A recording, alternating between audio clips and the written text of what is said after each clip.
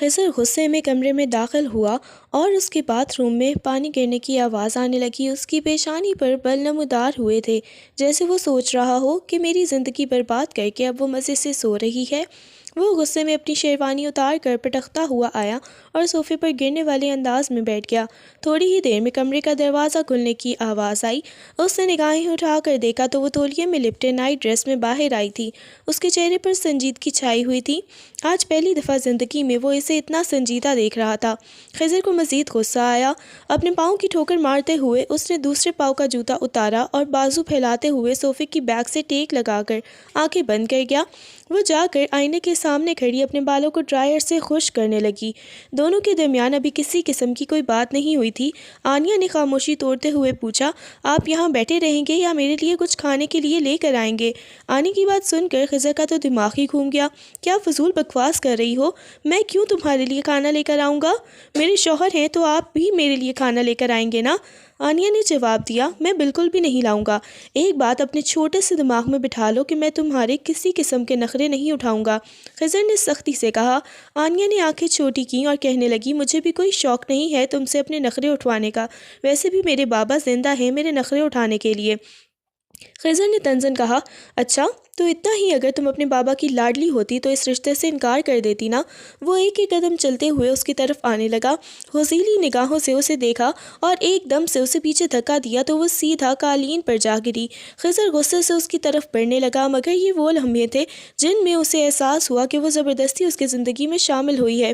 وہ غصے میں بولی، 35 سال کے بوڑھے ہو گئے ہیں پھر بھی معصوم بچی پہ ہاتھ اٹھاتے ہوئے شرم نہیں آتی؟ اس کی بات سن کر مقابل شخص کا دماغ گھوم گیا۔ کیا فضول بکواس ہے، میں کہاں سے بوڑھا لگتا ہوں تمہیں؟ وہ غصے میں اٹھا اور اسے بازو سے پکڑ کر فرش سے اٹھایا۔ خبردار، آج کے بعد مجھے بوڑھا کہنے کی کوشش کی۔ بیوی ہو تم میری اور میں یہ حق رکھتا ہوں کہ میں ہاتھ بھی لگاؤں گا اور چھوؤں بھی۔ وہ خونخوار نگاہوں سے اسے دیکھنے لگی۔ اوہ ہیلو مسٹر خڑوس خان، خبردار جو مجھے اپنی بیوی کہنے کی کوشش کی۔ یہ بھی زبردستی کا رشتہ ہے اور میں اسے بہت جلد ختم کر دوں گی۔ کیا مطلب ختم کر دو گی؟ ادھر آؤ۔ یہ کہتے ہوئے وہ اس کی طرف قدم بڑھانے لگا۔ نہ جانے کیوں اس کی آنکھوں میں ایک عجیب سی خماری آ رہی تھی۔ خضر کی آنکھوں کو دیکھ کر وہ ڈرتے ہوئے پیچھے ہونے لگی۔ اچانک وہ پیچھے دیوار کے ساتھ جا لگی۔ آپ یہ کیا کر رہے ہیں؟ اس نے کانپتی ہوئی آواز میں کہا، مگر وہ قدم بڑھاتے ہوئے بالکل اس کے قریب آ گیا۔ اس کی ٹھوڑی کو جگرتے ہوئے اس کے چہرہ اوپر کیا اور اس کے لرزتے ہوئے ہونٹوں کو دیکھنے لگا۔ کیا کر رہے ہیں؟ وہ دوبارہ کانپتی آواز میں بولی، محبت کرنے لگا ہوں تم سے۔ یہ کہتے ہوئے اس نے اس کے کان کی لو کو آہستگی سے اپنے دانتوں تلے دبایا تو آنیہ نے ضبط سے آنکھیں بند کر لیں۔ کیا کر رہی ہیں؟ چھوڑیں مجھے۔ اس نے خضر کے سینے پر اپنے نازک ہاتھ رکھے۔ خضر اس کی بھیگی ہوئی گردن کو دیکھنے لگا اور بے خودی کے عالم میں اس کی گردن پر جھکا۔ آنیہ نے آنکھیں میچ لی۔ اس کے سامنے ایک 35 سال کا مرد کھڑا تھا جو غصے کا اس قدر تیز تھا کہ اسے خوف محسوس ہونے لگا۔ ایک دم سے اس نے خضر کو خود سے دور دھکا دیا اور چینجنگ روم کی طرف چلی گئی، کیونکہ وہ نائٹ ڈریس میں کافی زیادہ بے باک لگ رہی تھی جس کی وجہ سے وہ اس کے قریب آیا تھا۔ خضر بھی جلدی سے باتھ روم کی طرف چلا گیا۔ جب وہ شاور لے کر باہر آیا تو وہ بغیر شرٹ کے تھا۔ آنیہ چور نگاہوں سے بار بار خضر کی کسرتی باڈی کو دیکھ رہی تھی۔ اسے مسلسل نہ جانے کیوں کچھ عجیب سا محسوس ہونے لگا، مگر پھر فوراً اپنے سر پر تکیہ رکھ کر سونے کی ایکٹنگ کرنے لگی۔ اٹھو، یہاں سے جا کر صوفے پر سو جاؤ، میں اپنے بیڈ پر کسی اور کو برداشت نہیں کرتا۔ خضر نے کہا، میں کوئی اور نہیں بلکہ آپ کی بیوی ہوں۔ آنیہ نے جواب دیا، بیوی نہیں ہو، نہ ہی میں اس رشتے کو مانتا ہوں۔ یہ کہتے ہوئے اس نے بازو سے پکڑ کر اسے اٹھانا چاہا تو آنیہ نے اسے پیچھے دھکا دیا۔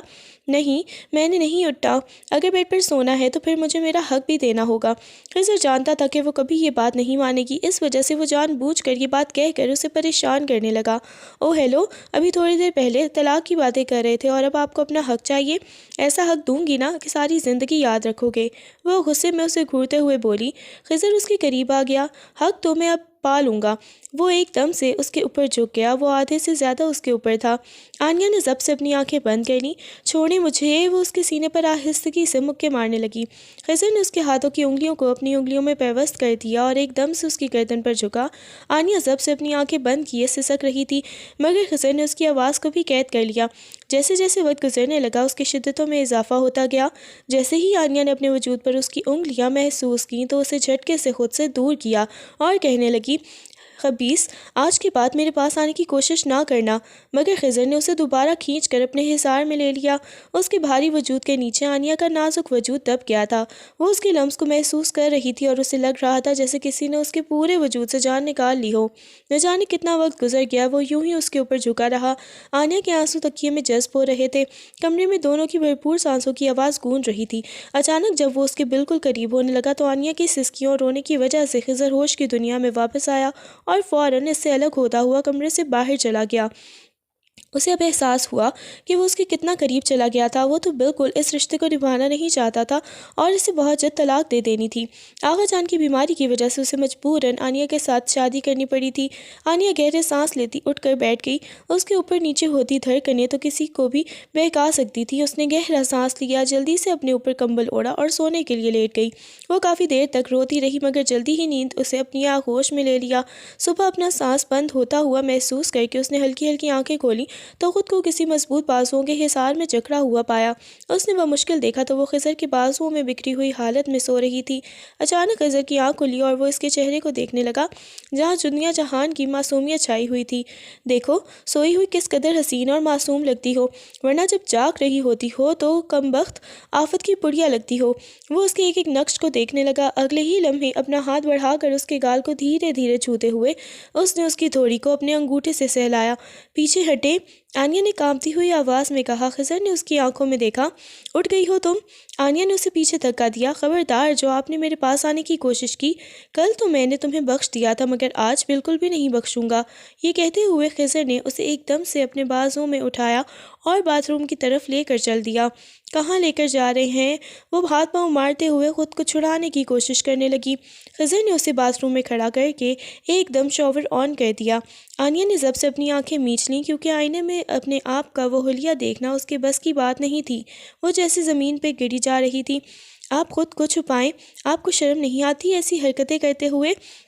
وہ چلائی تو اس کی بات سن کر خضر نرمی سے مسکرایا اور نفی میں سر ہلا دیا۔ نہیں، بالکل بھی نہیں۔ یہ کہتے ہوئے وہ دھیرے دھیرے اس کے بالوں میں انگلیاں چلانے لگا۔ آنیہ اسے دھکا دے کر باتھ روم سے باہر نکل گئی۔ وہ بھی فریش ہو کر نیچے آ گیا۔ سب بیٹھے ناشتہ کر رہے تھے۔ ناشتے کی ٹیبل پر آتے ہی آنیہ بھی نرمی سے مسکراتی ہوئی خضر کے ساتھ والی کرسی پر بیٹھ گئی۔ خضر نے اسے عجیب نگاہوں سے دیکھا۔ آنیہ کے چہرے پر چھائی ہوئی اداسی اس بات کی گواہی دے رہی تھی کہ ان دونوں کے درمیان کوئی تعلق نہیں۔ رابعہ بیگم نے اپنی بیٹی کی طرف دیکھا اور کہا، بیٹا ناشتہ کر کے میرے کمرے میں آنا۔ ناشتہ کرنے کے بعد وہ اپنی مما کے کمرے میں گئی۔ بیٹا، یہ سب کچھ کیا ہے؟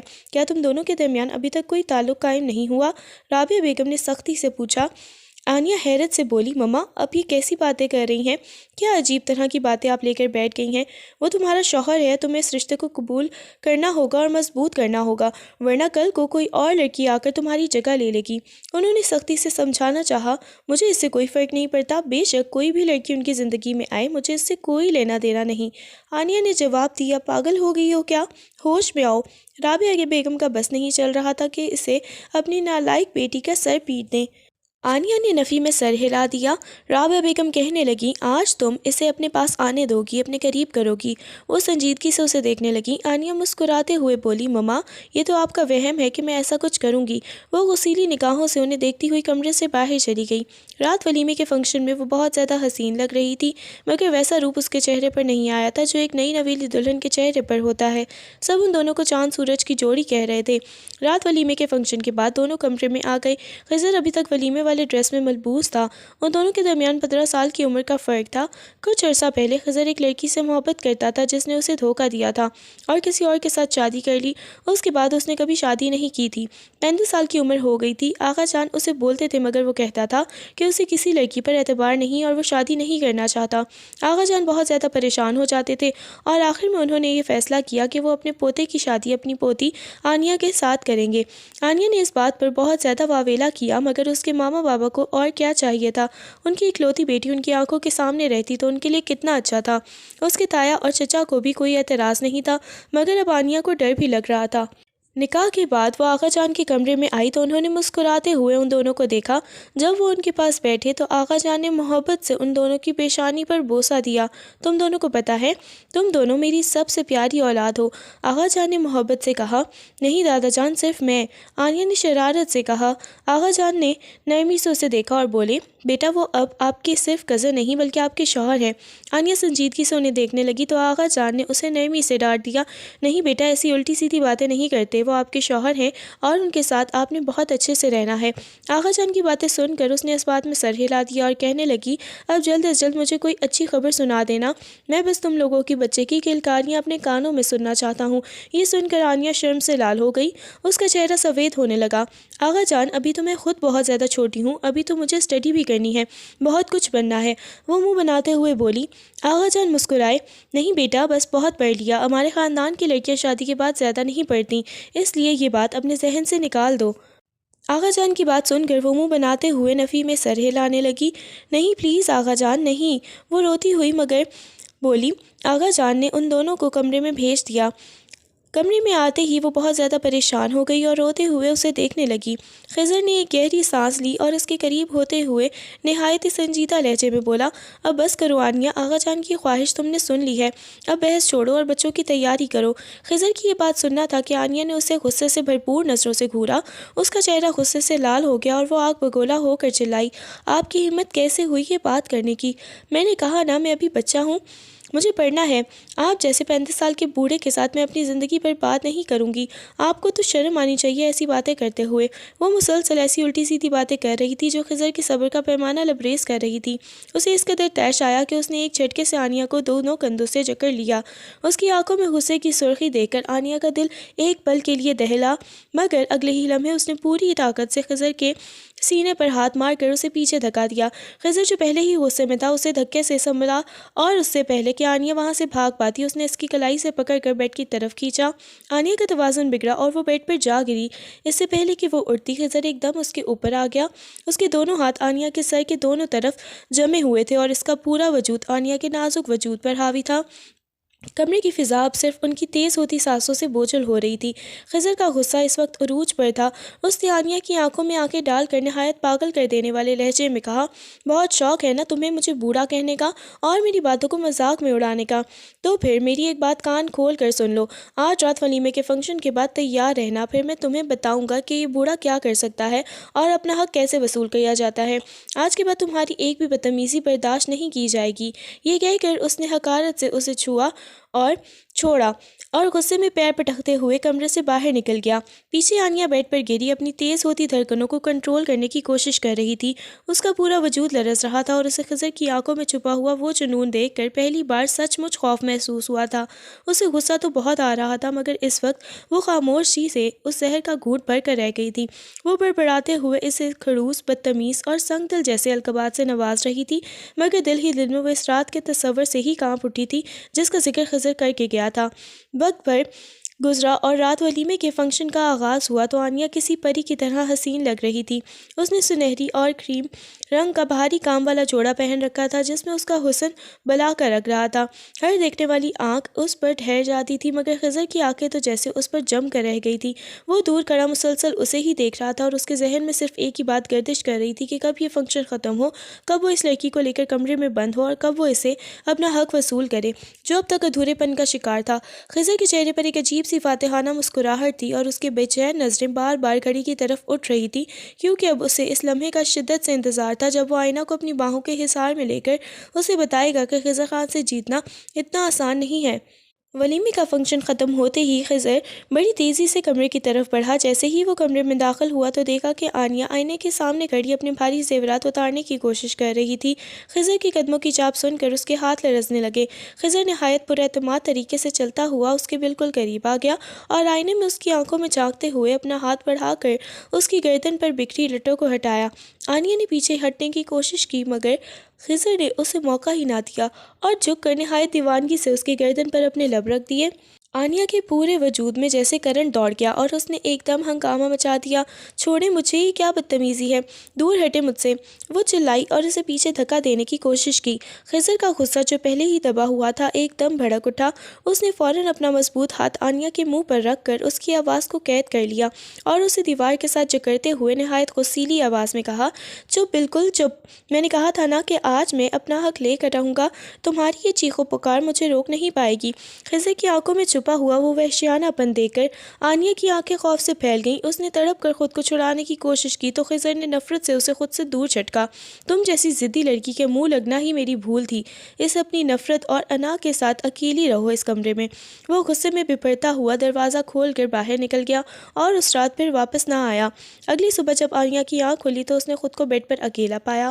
وہ شرمندگی اور دکھ کے ملے جلے جذبات کے نیچے آئی تھی جہاں سب ناشتہ کر رہے تھے۔ غصہ بہت تھا، خضر وہاں موجود تھا، مگر اس نے آنیا کی طرف دیکھنا تو دور کی بات اس کی موجودگی کو بھی محسوس نہ کیا۔ آنیا نے ہمت جمع کی اور اسے ہلانے کی کوشش کی، مگر آواز میں دبی ہوئی آواز میں کہا، خضر ناشتہ تو کر لیں۔ مگر خضر نے اس کی بات انسنی کر دی اور کرسی پیچھے دھکیل کر کھڑا ہو گیا۔ اس نے اپنا لیپ ٹاپ بیگ اٹھایا اور بغیر کوئی لفظ ادا کیے سرد مہری سے اسے نظر انداز کرتا ہوا آفس کے لیے نکل گیا۔ آنیا وہیں کھڑی اسے جاتے ہوئے دیکھتی رہ گئی۔ اسے سمجھ نہیں آ رہا تھا کہ خضر کی یہ خاموشی اس کے غصے سے زیادہ تھی۔ خضر آفس کے اپنے عالیشان کیبن میں بیٹھا تھا، لیکن اس کے سامنے پھیلی ہوئی اہم فائلیں اس کی توجہ حاصل کرنے میں ناکام تھیں۔ اس کے ذہن میں مسلسل آنیا کا وہ خوفزدہ چہرہ اور اس کے منہ سے نکلے ہوئے چبھتے ہوئے الفاظ گردش کر رہے تھے۔ وہ کرسی کی پشت سے ٹیک لگاتے ہوئے آنکھیں بند کیے ہوئے خود کو پرسکون کرنے کی کوشش کر رہا تھا کہ اچانک دروازے پر دستک ہوئی اور اس کی سیکریٹری مشال اندر داخل ہوئی۔ مشال جو حسن اور عیاری کا امتزاج تھی، ہمیشہ سے خضر کی شخصیت اور دولت کے سحر میں گرفتار تھی اور اسے حاصل کرنے کے خواب بنتی تھی۔ اس نے ایک دلکش مسکراہٹ کے ساتھ میز پر کافی کا مگ رکھا اور نہایت نرم لہجے میں کہا، شادی بہت بہت مبارک ہو سر۔ ویسے تو آپ کو ابھی ہنی مون پر ہونا چاہیے تھا، لیکن آپ کا کام کے لیے جنون دیکھ کر میں حیران ہوں۔ خضر نے ایک سرد آہ بھری اور مختصر سا شکریہ ادا کیا۔ مشال نے اس کے چہرے کے بدلے ہوئے تاثرات اور آنکھوں میں چھپی ہوئی بے چینی کو فوراً بھاپ لیا۔ وہ ایک قدم اور قریب ہوئی اور ہمدردی جتاتے ہوئے پوچھنے لگی، سر اگر آپ مائنڈ نہ کریں تو ایک بات پوچھوں؟ آپ بہت پریشان لگ رہے ہیں، سب ٹھیک تو ہے نا؟ آپ کی وہ مخصوص چمک کہیں کھو گئی ہے۔ خضر نے فائل کی طرف دیکھتے ہوئے تلخی سے جواب دیا، کچھ چیزیں ویسی نہیں ہوتی مشال جیسا ہم سوچتے ہیں، بس کچھ ذہنی تناؤ ہے۔ مشال کے ماتھے پر ایک لمحے کے لیے سوچ کی لہر آئی اور اس کے لبوں پر ایک مخفی سی فاتحانہ مسکراہٹ رینگ گئی۔ اسے یہ سمجھتے دیر نہ لگی کہ باس اور ان کی نئی نویلی دلہن کے درمیان تعلقات میں کوئی بڑی درار آ چکی ہے۔ اسے اندازہ ہو گیا تھا کہ جس مقام تک وہ پہنچنا چاہتی تھی وہاں اب جگہ بننا شروع ہو گئی ہے۔ اس نے مہارت سے اپنا ہاتھ خضر کی میز پر رکھا اور دبی ہوئی آواز میں بولی، سر میں جانتی ہوں کہ گھر کے معاملات کبھی کبھی بہت مشکل ہو جاتے ہیں، لیکن اگر آپ کو کبھی بھی کسی سے بات کرنے کا یا دل ہلکا کرنے کی ضرورت محسوس ہو تو میں ہمیشہ یہی ہوں۔ خضر نے نظر اٹھا کر اسے دیکھا۔ اس وقت اسے مشال کی باتوں میں ایک جھوٹی ہمدردی محسوس ہوئی، مگر وہ اتنا تھکا ہوا تھا کہ اس نے کوئی سخت رد عمل نہیں دیا، جبکہ مشال اپنے ذہن میں آنیا کو خضر کی زندگی سے نکالنے کے منصوبے بنانا شروع کر چکی تھی۔ کچن میں برتنوں کی آوازوں کے ساتھ ساتھ آنیا کی الٹی سیدھی باتوں نے ایک شور مچا رکھا تھا۔ وہ غصے میں ممی کو جواب دے رہی تھی کہ آپ لوگوں نے زبردستی میری شادی تو کر دی، اب کیا آپ چاہتی ہیں کہ میں اپنی مرضی بھی مار دوں؟ مجھے اس رشتے سے کوئی دلچسپی نہیں ہے۔ اس کی یہ باتیں سن کر رابعہ بیگم کا پارا ہائی ہو گیا اور انہوں نے غصے میں آنیا کو ڈانٹتے ہوئے کہا، خاموش ہو جاؤ آنیا، تمہیں ذرا برابر احساس نہیں کہ تم کس سے اور کیا بات کر رہی ہو؟ وہ تمہارا شوہر ہے، تمہاری یہ بدتمیزی کسی دن تمہیں بہت مہنگی پڑے گی۔ ابھی ماں بیٹی کی یہ تکرار جاری تھی کہ تائی جان کچن میں داخل ہوئیں۔ انہوں نے رابعہ بیگم کا ہاتھ تھاما اور بہت ٹھنڈے لہجے میں آنیا کی طرف طاری کرتے ہوئے سمجھایا، رابعہ بس کرو، کبھی بچی کے پیچھے پڑ گئی ہو۔ دیکھو اگر میاں بیوی ابھی ایک دوسرے کو وقت دینا چاہتے ہیں اور تعلق نہیں بنانا چاہتے تو ہم ان پر زبردستی نہیں کر سکتے، یہ ان کا ذاتی معاملہ ہے اور ہمیں اس میں مداخلت نہیں کرنی چاہیے۔ تائی جان کی اس بات نے آنیا کو شے دے دی اور اس نے فوراً تیکھے لہجے میں جواب دیا، دیکھا ممی، تائی جان بھی یہی کہہ رہی ہیں، آپ تو بس لٹ لے کے میرے پیچھے پڑ گئی تھی، مجھے نہیں بننا کوئی تعلق اس کھڑوس انسان سے۔ آنیا کا یہ دو ٹوکا اور گستاخانہ جواب سن کر رابعہ بیگم کا چہرہ غصے سے تمتما اٹھا۔ وہ تائی جان کی موجودگی کی وجہ سے کچھ کہہ تو نہ سکی، مگر ان کی آنکھوں کا غصہ بتا رہا تھا کہ وہ آنیا کے اس بے قدر سرکشی کو اتنی آسانی سے معاف نہیں کریں گی۔ جبکہ آنیا منہ بناتی ہوئی کچن سے باہر نکل گئی، مگر اس کے دل میں اب بھی وہی ضد اور بے سکونی برقرار تھی۔ رات کے پچھلے پہر جب خضر تھکا ہارا گھر لوٹا تو اس کے دماغ میں ابھی بھی مشال کی باتیں اور آفس کا تناؤ سوار تھا۔ جیسے ہی اس نے اپنے کمرے کا دروازہ کھولا، سامنے کا منظر دیکھ کر اس کے قدم وہیں جم گئے۔ آنیا جو بھی تھوڑی دیر پہلے غصے اور ضد کی مورت بنی ہوئی تھی، اس وقت خضر کی سفید فارمل شرٹ پہنے آئینے کے سامنے کھڑی تھی۔ وہ بڑی سی شرٹ اس کے نازک وجود پر کافی کھلی تھی، جس کے کف اس کے ہاتھوں سے آگے نکل رہے تھے۔ وہ آئینے میں خود کو دیکھتے ہوئے شاید انہی الجھنوں میں گم تھی۔ بال کندھوں پر بکھرے ہوئے تھے اور وہ اس لباس میں غضب کی معصوم اور دلکش لگ رہی تھی۔ خضر نے دروازہ بند کیا تو اس کی آواز پر آنیا بڑبڑا کر مڑی۔ اس کی چہرے پر ایک دم سے رنگ بدلے، چوری پکڑے جانے کا احساس اور شرمندگی اس کے تاثرات سے عیاں تھی۔ خضر کی نظریں اس کے سراپے پر جم سی گئی تھیں۔ غصہ جو صبح اس کے اندر لاوے کی طرح پک رہا تھا، آنیا کا یہ روپ دیکھ کر جیسے ایک دم مدھم پڑنے لگا تھا۔ اس نے بغیر کوئی لفظ کہے آہستہ آہستہ آنیا کی طرف قدم بڑھانا شروع کیے، جبکہ آنیا آئینے سے الگ کھڑی ہوئی تھی۔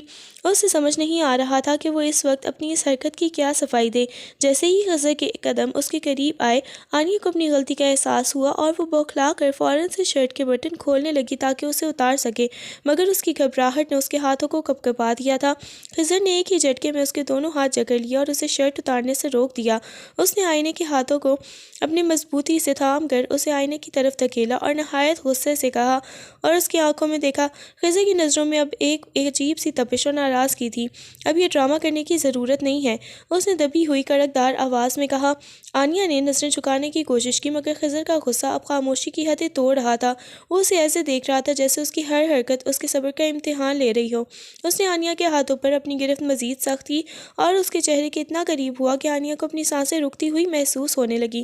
پہلے میری چیزوں کو ہاتھ لگاتی ہو، میرا لباس پہنتی ہو، اور جب میں سامنے آ جاؤں تو ایسے ظاہر کرتی ہو جیسے تمہیں مجھ سے نفرت ہے۔ آخر چاہتی کیا ہو تم؟ خضر کے اس سوال نے آنیا کو ساکت کر دیا۔ وہ اس کے غصے اور غربت کے درمیان بری طرح پھنس چکی تھی۔ خضر نے آنیا کے ہاتھوں پر اپنی گرفت ڈھیلی کی، مگر اس سے دور نہیں جانے دیا۔ اس کی نظریں آنیا کے بھیگے چہرے اور اس کے تن پر موجود اپنی سفید شرٹ پر جمی تھیں۔ وہ اس لباس میں اسے اتنی پرکشش لگی کہ خضر کے غصے کی جگہ ایک عجیب سی بے خودی نے لے لی تھی۔ اس نے ایک ہاتھ آنیا کی کمر کے گرد کیا اور اسے سختی سے اپنی طرف کھینچا اور بہت قریب ہو کر اس کے لبوں پر جھک گیا۔ آنیا نے مزاحمت کرنے کی بجائے ہولے سے اپنی آنکھیں بند کر لیں۔ اسے ایک دم اپنی ماں کی وہ ڈانٹ یاد آئی کہ وہ تمہارا شوہر ہے، اسے خود سے دور مت کرو ورنہ کوئی اور لڑکی اسے چھین لے گی۔ اس خوف اور احساس نے آنیا کو ساکت کر دیا اور اس نے بے اختیاری میں خضر کی قمیض کو اپنی مٹھیوں میں جکڑ لیا۔ خضر نے جب محسوس کیا کہ آنیا آج اسے روک نہیں رہی تو اس کی شدت میں مزید اضافہ ہو گیا۔ اس نے آنیا کو اسی حالت میں اپنی باہوں میں اٹھا لیا۔ آنیا کا دل زور سے دھڑکا اور وہ ایک دم ڈر گئی۔ خضر، یہ کیا کر رہے ہیں؟ اس نے کانپتی آواز میں پوچھا۔ خضر نے اسے بیڈ پر لٹاتے ہوئے اس کی آنکھوں میں دیکھا اور مخمور لہجے میں بولا، وہی جو میرا حق ہے آنیا، اور آج تم مجھے نہیں روکو گی۔ آنیا نے گھبرا کر کمبل خود پر کھینچنا چاہا، مگر خضر کا وجود اس پر حاوی ہو چکا تھا اور اس کی نظروں کا جنون آنیا کو مزید خوفزدہ کر رہا تھا۔ خضر نے بیڈ پر آنیا کے دونوں طرف اپنے ہاتھ جما دیے اور اس کے چہرے پر جھک گیا۔ کمرے کی مدھم روشنی ان کے جذبات کی تپش کو مزید بڑھا رہی تھی۔ خضر پلیز! آنیا کے لبوں سے صرف اتنا ہی نکل سکا، مگر اس کی آواز میں اب وہ پہلے جیسی نفرت نہیں تھی، بلکہ ایک عجیب سی سپردگی تھی۔ خضر نے اس کی پیشانی سے پیشانی ٹکا دی اور سرگوشی کی، کتنا تڑپایا ہے تم نے مجھے آنیا، اب اپنی اس ضد کو اور نادانی سے۔ کیا تمہیں ذرا بھی اندازہ ہے کہ میں نے خود پر کتنا قابو رکھا ہوا تھا؟ یہ کہتے ہوئے اس نے نہایت نرمی سے آنیا کے گال کو اپنے لبوں سے چھوا۔ آنیا کا پورا وجود پگھلنے لگا تھا۔ اس نے اپنی آنکھیں سختی سے بند کی اور خضر کے کندھوں پر اپنی گرفت مضبوط کر دی۔ خضر اب مکمل طور پر بہک چکا تھا۔ اس نے اپنی شرٹ کے بٹنوں میں الجھی آنیا کی انگلیوں کو چوما اور پھر آہستہ آہستہ اس کی گردن کی جانب بڑھا۔ آنیا نے ایک لمبی اور گہری سانس لی۔ اسے رہ رہ کر اپنی ماں کی باتیں یاد آ رہی تھی کہ اگر اس نے آج خضر کو دور کیا تو شاید وہ اسے ہمیشہ کے لیے کھو دے گی۔ اس خیال نے اسے مزید بے باک کر دیا تھا اور اس نے اپنا چہرہ خضر کے سینے میں چھپا لیا۔ خضر نے اس کی تھوڑی پکڑ کر اس کا چہرہ اوپر اٹھایا اور اس کی آنکھوں میں جھانکا جہاں اب صرف شرم و حیا کا راج تھا۔ آج کوئی دیوار ہمارے درمیان نہیں رہے گی۔ خضر نے یہ کہتے ہوئے دیوانہ وار اس کے لبوں کا قرب حاصل کیا۔ آنیا نے سسک کر اس کے بالوں میں اپنی انگلیاں پیوست کر دیں اور اس کے لمس کو اپنے پور پور میں محسوس کرنے لگی۔ خضر کی شدتیں اب تمام حدیں پار کر رہی تھیں۔ وہ اسے کبھی اپنی باہوں میں بھینچتا تو کبھی نہایت نزاکت سے اس کے سراپے کو اپنی محبت کی خوشبو سے مہکا دیتا۔ کمرے میں صرف ان کی تیز ہوتی سانسوں کا شور تھا جو ایک دوسرے کے وجود میں ضم ہو رہے تھے۔ آنیہ کو اب 35 سال کے بوڑھے میں وہ سکون اور تحفظ محسوس ہو رہا تھا جو اس نے پہلے کبھی نہیں پایا تھا۔ خضر نے اس کے کان کے پاس نہایت مخمور آواز میں کہا، تم صرف میری ہو آنیہ، صرف میری۔ وہ رات ان کی زندگی کی سب سے طویل اور رومانوی رات بن گئی تھی، جہاں غصہ، انا اور ضد سب کچھ محبت کے سیلاب میں بہہ گئے تھے اور وہ دونوں ایک دوسرے کے احضار میں مکمل طور پر کھو گئے تھے۔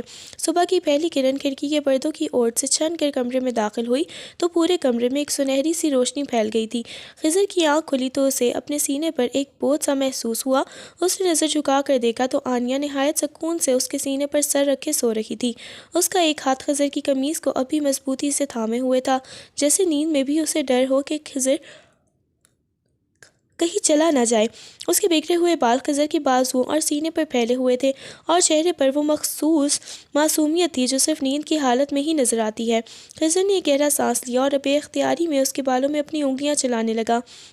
اس کا دل آج ایک عجیب سے اطمینان سے بھرا ہوا تھا۔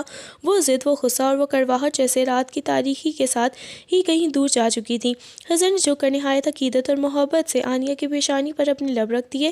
اس کے لمس نے آنیہ کی نیند میں تھوڑی سی خلل پڑی۔ اس نے تھوڑا سا کسمسا کر اپنے چہرہ خضر کے سینے میں مزید چھپا لیا اور ایک لمبی پرسکون سانس لی۔ خضر کو اس کی یہ قربت اور اس کا یہ مان بہت پیارا لگا۔ اس نے اپنا بازو آنیہ کے گرد مزید تنگ کر لیا اور اسے خود سے بالکل ساتھ لگا لیا۔ کاش تم ہمیشہ ایسی ہی رہو میری آنیہ بن کر۔ خضر نے بہت دبی ہوئی آواز میں سرگوشی کی اور اس کے گال کو اپنی انگلی کے پور سے چھوا۔ آنیہ کی پلکیں تھوڑا سا لرزیں جیسے وہ بیدار ہونے والی ہو، مگر اس لمحے کی خوبصورتی اور خضر کے لمس کی گرمائش نے اسے دوبارہ مدہوش کر دیا۔ وہ دونوں اس وقت دنیا ما فیہا سے بے خبر ایک دوسرے کے وجود میں سکون تلاش کر رہے تھے۔ خضر پلیز پیچھے ہٹیں، مجھے گردن پر بہت زیادہ گدگدی ہوتی ہے، یہاں بوسہ مت دیں ورنہ میں ہنس ہنس کر پاگل ہو جاؤں گی، میرا دم نکل جائے گا۔ اس کی معصومانہ ہنسی پورے کمرے میں جلترنگ بج رہی تھی اور خضر اسے دیکھ کر کسی سحر میں مبتلا ہو رہا تھا۔ اسے آج پہلی بار اپنا یہ کمرہ کسی جنت کی طرح مکمل اور پرسکون محسوس ہو رہا تھا۔ وہ آنیہ کی اس کھلکھلاہٹ پر اپنی زندگی کی تمام تلخیاں وار دینا چاہتا تھا۔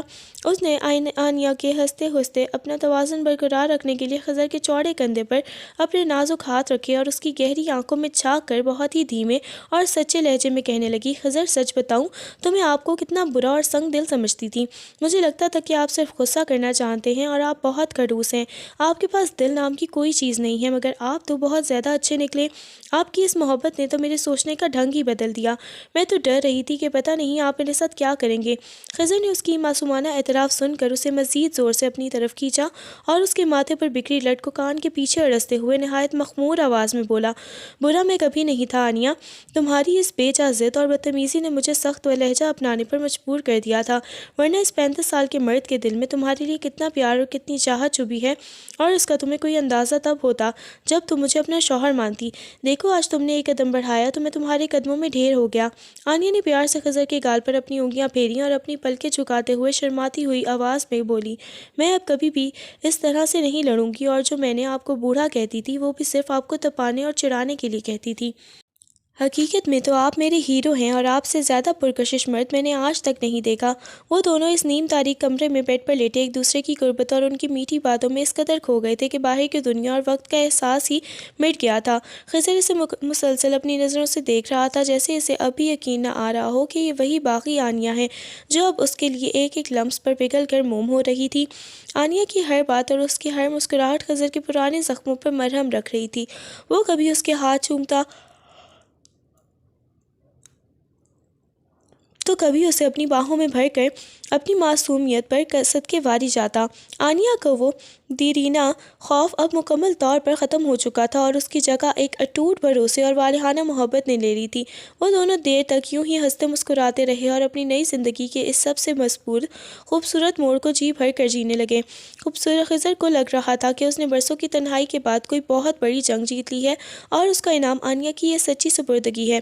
آنیہ نے خضر کے سینے کے بالوں میں اپنی انگلیاں اچھلتے ہوئے معصومیت سے پوچھا، خضر اب سے ہماری زندگی میں صرف خوشیاں ہوں گی نا؟ آپ نے وہ کھڑوس باس تو نہیں بن جائیں گے دوبارہ سے؟ خضر نے اس کی پیشانی پر نہایت عقیدت سے اپنے لب رکھے اور یقین دلاتے ہوئے جواب دیا، ہاں میری جان، اب اس حصار میں کسی تیسرے کی جگہ نہیں ہوگی۔ صرف میں اور تم ہوں گے، اور میرا غصہ اب صرف ان دونوں کے لیے ہوگا جو لوگ تمہیں مجھ سے دور کرنے کی کوشش کریں گے۔ ان دونوں کی یہ پہلی مکمل صبح ان کی زندگی کا وہ یادگار آغاز تھا جس نے پچھلی تمام گرواہٹیں اور دنیا ہمیشہ کے لیے ختم کر دی تھیں، اور کمرے میں پہلی گلابوں کی خوشبو ان کے لازوال پیار کی گواہی دے رہی تھی۔ خضر کے لیے وہ دن کافی مصروف تھا۔ کئی اہم بزنس خضر کے لیے تیار تھے۔ ڈیلز کی وجہ سے اسے شہر سے دور ایک فارم ہاؤس پر میٹنگ کرنی پڑی، جہاں اس کی سیکرٹری مشال بھی اس کے ساتھ تھی۔ میٹنگ دیر تک چلی، اور جب وہ واپسی کے لیے نکلے تو آسمان پر کالی گھٹائیں چھا چکی تھیں۔ اچانک طوفانی بارش اور بجلی کی کڑک نے اسے راستے مسدود کر دیے۔ سڑک پر حد نگاہ ختم ہو چکی تھی اور گاڑی چلانا ناممکن ہو گیا۔ خضر نے مجبوراً قریب ہی موجود ایک پرتعیش ہوٹل میں رکنے کا فیصلہ کیا۔ ہوٹل پہنچ کر خضر نے 2 الگ کمرے بک کروائے، مگر مشال کے ذہن میں کچھ اور ہی چل رہا تھا۔ وہ تو برسوں سے اس موقع کی تلاش میں تھی کہ کب خضر کی زندگی میں درار آئے اور وہ اس کے قریب ہو سکے۔ جیسے ہی خضر اپنے کمرے میں داخل ہوا، تازہ دم ہونے کے لیے باتھ روم کی طرف بڑھا، دروازے پر دستک ہوئی۔ اس نے دروازہ کھولا تو سامنے مشال کھڑی تھی۔ اس کے بال تھوڑے بھیگے ہوئے تھے اور چہرے پر مصنوعی خوف طاری تھا۔ سر پلیز، کیا میں تھوڑی دیر یہاں بیٹھ سکتی ہوں؟ مجھے بجلی کی کڑک سے بہت زیادہ ڈر لگتا ہے۔ اس ہوٹل کی لائٹس بھی جھپک رہی ہیں اور میں اکیلے کمرے میں نہیں رہ رہی۔ مشال نے نہایت لجاجت سے اور معصومیت سے خضر کے مروتن اور اسے اندر آنے کی اجازت دے دی، اور خود بھی صوفے پر بیٹھ کر فائلز دیکھنے لگا۔ مشال نے دیکھا کہ خضر کی توجہ کام پر ہے۔ اس نے دھیرے سے صوفے پر خضر کے بالکل قریب اپنی جگہ بنائی، اتنی قریب کہ اس کے پرفیوم کی تیز خوشبو خضر کے حواس پر چھانے لگی۔ سر، آپ کی زندگی میں آنیہ کے آنے سے سب کتنا بدل گیا ہے نا؟ میں نے سنا ہے اب بھی آپ سے لڑتی ہے وہ۔ آپ جیسے نفیس انسان کو ایسی لڑکی کیسے برداشت ہو رہی ہے؟ مشال نے اسے بازو سے اپنا ہاتھ رکھتے ہوئے نہایت دھیمے اور مخمور لہجے میں پوچھا۔ اس کا لمس اور اس کی قربت خضر کو ایک دم سے الجھن میں ڈال رہی تھی۔ مشال نے موقع پاتے ہی اپنی آواز کو مزید لرزیدہ بنایا۔ خضر، مجھے واقعی بہت ڈر لگ رہا ہے، پلیز مجھے خود سے دور نہ کریں۔ یہ کہتے ہوئے وہ تقریباً خضر کے کندھے پر جھک گئی تھی اور اپنے چہرے کو اس کے چہرے کے قریب لے آئی۔ وہ اپنی تمام تر بے باکی کے ساتھ خضر کو بہکانے کی پوری کوشش کر رہی تھی۔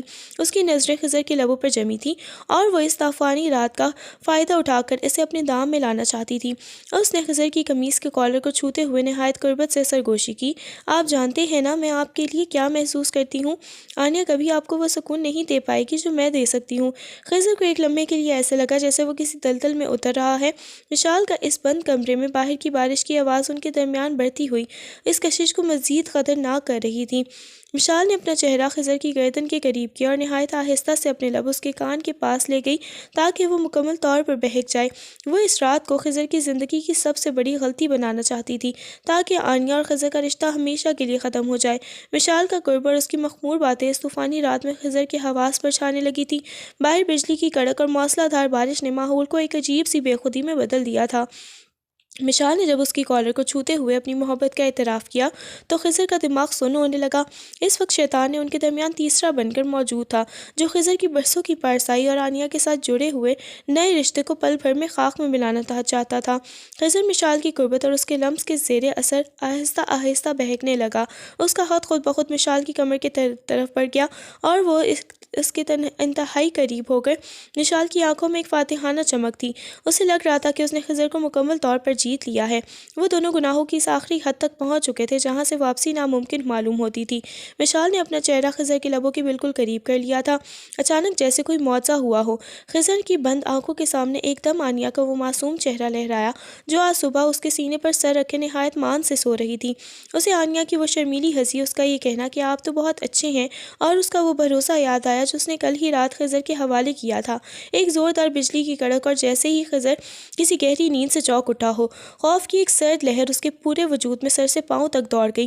اسے احساس ہوا کہ کسی عظیم گناہ کے کنارے کھڑا ہے اور اس سے اپنی پاک رشتے کے ساتھ کتنی بڑی غداری کرنے والا تھا۔ اس نے ایک وحشت زدہ جھٹکے سے مشال کو خود سے دور دھکا دیا جس کی وجہ سے وہ صوفے سے نیچے جا گری۔ خبردار مشال، اپنی حد میں رہو، خضر ہانپتے ہوئے چلایا۔ اس کی پیشانی پر پسینے کے قطرے نمودار ہو گئے تھے۔ اس نے نفرت بھری نظروں سے مشال کو دیکھا جو بوکھلائی ہوئی اسے دیکھ رہی تھی۔ تم میری سیکرٹری ہو اور وہی رہو۔ میری بیوی کا مقابلہ کرنا تو دور کی بات، تم اس کے پیروں کی خاک کے برابر بھی نہیں ہو۔ دفع ہو جاؤ یہاں سے، اس سے پہلے کہ میں اپنا آپ بھول جاؤں۔ خضر کا پورا وجود لرز رہا تھا۔ مشال ذلت اور غصے میں اپنا بیگ اٹھا کر کمرے سے باہر بھاگ گئی، جبکہ خضر وہیں فرش پر بیٹھ گیا۔ اس کی آنکھوں سے آنسو بہہ رہے تھے۔ اسے اس بات کا خوف کھائے جا رہا تھا کہ اگر وہ اس لمحے ہوش میں نہ آتا اور اپنی آنیہ کو کیا منہ دکھاتا۔ اسے پہلی بار احساس ہوا کہ محبت صرف جسم کا ملاپ نہیں بلکہ ایک دوسرے کے مان کی حفاظت کا نام ہے۔ خضر اسی وقت ہوٹل سے نکلا اور طوفانی بارش کی پرواہ کیے بغیر گاڑی دوڑاتا ہوا آدھی رات کو گھر پہنچا۔ اس کا پورا وجود بھیگا ہوا تھا اور دل میں پچھتاوے کی آگ بھڑک رہی تھی۔ جیسے ہی اس نے کمرے کا دروازہ کھولا تو سامنے آنیہ کو مصلے پر بیٹھا پایا، جو شاید اس کی خیریت کے لیے دعا کو تھی۔ آنیہ اسے اس حال میں دیکھ کر ہکا بکا رہ گئی اور فوراً دوڑتی ہوئی اس کے قریب آئی۔ خضر، آپ اس حال میں؟ اتنی تیز بارش تھی، آپ کو رک جانا چاہیے تھا۔ کیا ضرورت تھی اس طوفان میں آنے کی؟ آنیہ کی آواز میں چھپی فکر خضر کے دل کو چھنی کر رہی تھی۔ آنیہ نے فوراً الماری سے تولیہ نکالا اور خضر کے سر پر رکھ کر اس کے بال خشک کرنے لگی۔ وہ مسلسل باتیں کر رہی تھی کہ میں کتنی پریشان تھی، بار بار آپ کا فون ٹرائی کر رہی تھی، آپ کو ذرا احساس نہیں کہ میرا کیا حال ہو رہا تھا۔ مگر خضر خاموش کھڑا اسے دیکھتا رہا۔ اسے وہ منظر یاد آ رہا تھا جب وہ مشال کے قریب تھا اور اب وہ یہاں کہ اس کی معصوم بیوی اس کی خدمت کر رہی تھی۔ پچھتاوے کے احساس نے اسے اس قدر مغلوب کر دیا تھا کہ اس نے ایک دم آنیہ کا ہاتھ تھام لیا اور دیواروں کی طرح اس کی ہتھیلیوں پر اپنے لب رکھ دیے۔ اس کی آنکھیں نم ہو گئی تھیں اور وہ لرزنے لگا۔ آنیہ یہ دیکھ کر بری طرح گھبرا گئی تھی۔ اس نے خضر کا چہرہ اپنے دونوں ہاتھوں کے پیالے میں لیا اور پریشانی سے پوچھا، خضر کیا ہوا ہے؟ آپ رو کیوں رہے ہیں؟ کسی نے کچھ کہا ہے کیا؟ آپ کی طبیعت تو ٹھیک ہے نا؟ خضر نے ایک لمبی سسکی لی اور ٹوٹتی ہوئی آواز میں بولا، آنیہ میں بہت گنہگار ہوں، آج مجھ سے بہت بڑی خطا ہونے لگی تھی، میں شیطان کے بہکاوے میں آ کر تمہارے مان کا قتل کرنے لگا تھا۔ اس نے روتے ہوئے اسے ہوٹل میں پیش آنے والا پورا واقعہ سچ سچ بتا دیا تھا، کس طرح مشال نے اسے بہکایا اور کس طرح وہ ایک لمحے کے لیے اپنا آپ کھو بیٹھا تھا۔ آنیہ پہلے تو ساکت رہ گئی، مگر جب اس نے خضر کی تڑپ اور پچھتاوا دیکھا تو اس کی آنکھوں میں بھی آنسو آ گئے۔ اس نے دیکھا کہ اس کا شوہر اپنی غلطی پر نادم ہے۔ خضر نے اسے فوراً اپنے بازوؤں میں دبوچ لیا اور اس کے سینے میں سر چھپا کر رونے لگا، جیسے کوئی بچہ اپنی ماں کی گود میں پناہ لیتا ہے۔ مجھے معاف کر دو آنیہ، میں تمہارے بھروسے کے قابل نہیں ہوں۔